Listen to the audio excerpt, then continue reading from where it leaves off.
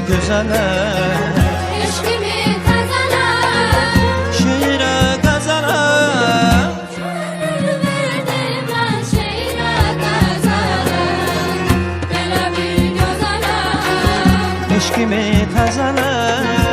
Şeire kazana Könül verdim ben şeire kazana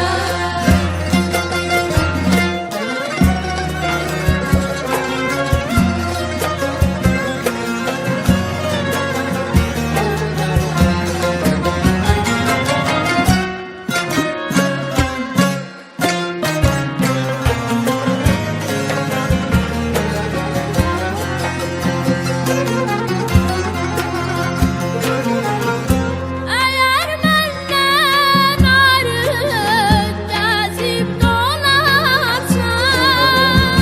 Beni öz eşkine digane sansan Eğer benden ayrı gezip dolaşsan Beni öz eşkine digane sansan Aşağı ot tutarım öplerim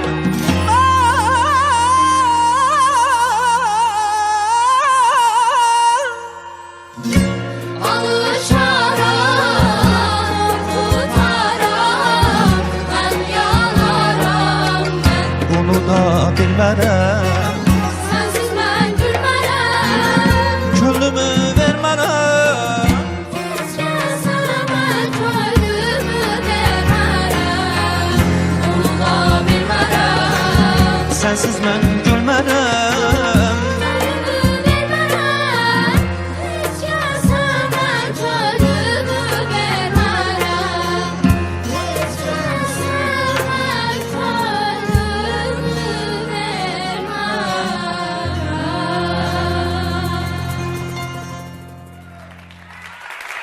Habil Məmmədov ve onun istedadlı tələbələri